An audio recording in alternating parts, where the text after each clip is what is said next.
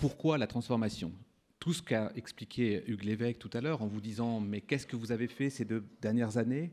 Comment cela va vous transformer? Finalement, comment cela va vous faire vivre les 2 années, les 3 années et le reste de votre vie ?» L'essence de la semaine est donc la notion de transformation. Cette notion de transformation, vous avez tous une idée de ce que ça peut être. Et on voit bien dans le latin transformatio, pour le dire rapidement, c'est cette notion de changement qui est important. Plus exactement, et on le verra plus tard, cette notion est importante à travers ce que nous dit le Littré. Il explique effectivement que c'est le changement, la modification, plus exactement la métamorphose. La métamorphose d'un insecte, d'une chenille en papillon, évidemment, c'est alors cette métamorphose.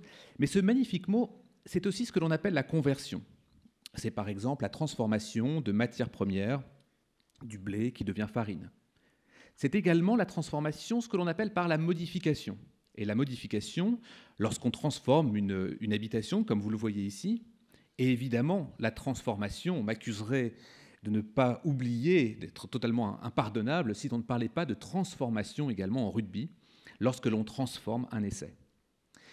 Que ce soit la métamorphose, la conversion ou la modification, il se passe quelque chose. Il y a un processus qui se met en place en permanence pour rendre quelque chose de différent, pour modifier les caractères généraux, modifier un état physique ou moral, psychologique. Il y a un changement de forme, d'aspect ou même de nature.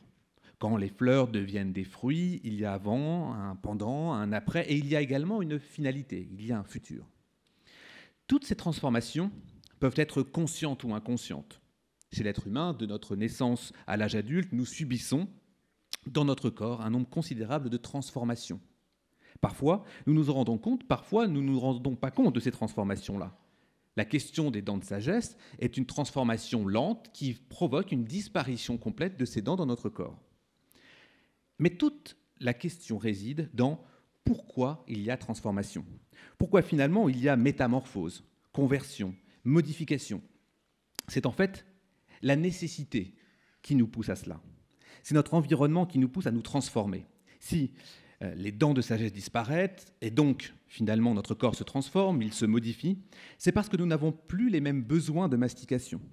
Si l'on doit au rugby transformer l'essai, c'est parce que notre environnement, en l'occurrence notre adversaire, est hostile à notre survie, qui dépend évidemment de transformation, d'essai ou non. Autrement dit, si nous comprenons notre environnement, nous comprenons notre possible modification à venir, voire même notre métamorphose. Et vous comprenez d'emblée les enjeux pour les organisations qui sont en permanence autour de nous. Il s'agit de penser évidemment au secteur des taxis avec l'arrivée d'Uber, nous pensons aux hôteliers avec Airbnb.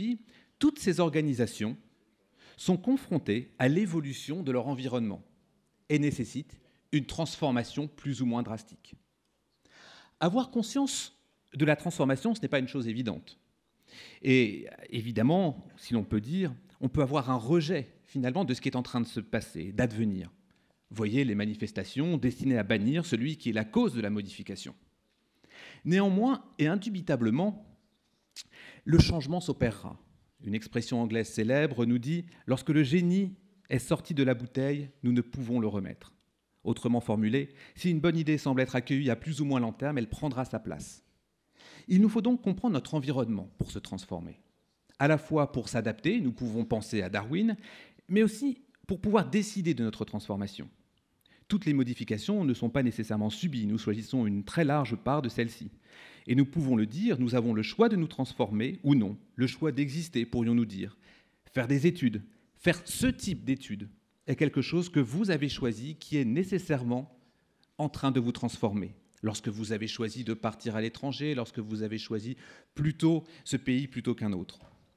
Si vous ne décidez pas de ce que vous voulez pour votre transformation, alors c'est votre environnement qui va le décider à votre place. C'est ce qui s'est passé évidemment dans votre enfance, et puis au fur et à mesure, vous avez choisi votre sport, vous avez choisi votre musique, vous avez choisi tout ce qui a pu vous transformer. Le choix de votre propre transformation, sur laquelle vous allez travailler pendant la semaine, est important de le comprendre à travers cette notion très ancienne autour du bivium. Le bivium est l'expression du dilemme entre, d'une part, ce que nous devons faire pour notre bien-être, mieux vivre, choisir notre vie et même atteindre la sagesse, qui nous semble fastidieux, et d'autre part, le plaisir, la satisfaction à court terme et facile à obtenir. C'est en fait cette problématique-là, comme vous le voyez ici, avec la lettre qui a été symbolisée par les pythagoriciens. C'était même le signe de cette secte. Ce Y représente la croisée des chemins. Ce qu'Hugues tout à l'heure a expliqué, c'est cette croisée de chemins où vous êtes actuellement. Cette croisée-là, l'alternative qui est proposée, que l'on doit surmonter, que chaque disciple devait évidemment surmonter dans cette secte-là, pour pouvoir entrer dans la communauté, suivre ses règles et faire de lui un homme divin. Prodikos, le sophiste, dit qu'au seuil de l'adolescence, les jeunes gens devenant indépendants, déjà laissent voir s'ils se dirigeront vers la vie par le chemin de la vertu ou par celui du vice. Donc depuis au moins le 8e siècle avant Jésus-Christ, on formalise cette conception du carrefour de la vie, fondamentale dans l'existence des hommes, entre d'une part une route qui est large, d'accès facile, mais qui aboutit à la honte, d'autre part le sentier raide et difficile où se trouvent l'honneur, la gloire, le repos, la liberté. C'est cela sur lequel vous devez travailler pendant la semaine avec la transformation. Toutes ces dimensions-là sont reprises dans toute l'histoire de l'humanité. Et vous voyez ici quelques tableaux de Carrage, de Mathéis, de Sogui, qui montrent à chaque fois ce que l'on appelle également le choix d'Hercule. Qu'est-ce que l'on doit faire dans notre vie? Vers quel chemin devons-nous nous diriger en fonction de ce que l'on a fait? Tout l'espace contemporain est évidemment très célèbre. Un des poèmes les plus célèbres autour de ça est celui de Robert Frost, The Road Not Taken. Two roads diverge in the yellow wood. Et à la fin de ce poème, il explique que c'est probablement le chemin le moins fréquenté qu'il faut aller chercher.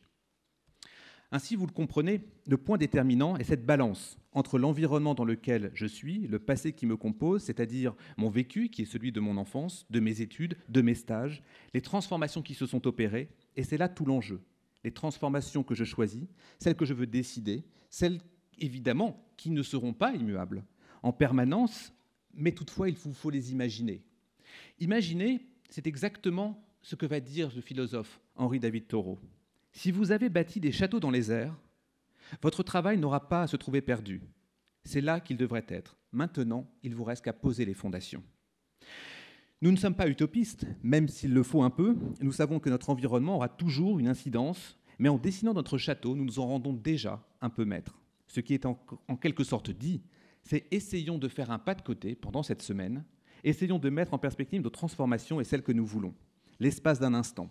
Et c'est ce que vous allez avoir la chance de faire pendant toute cette semaine-là. Vous allez pouvoir le faire, partir de cet état que vous connaissez et pour travailler, évoluer, transformer vers l'autre, comme nous l'avons dit sur les différents exemples que nous avons vus.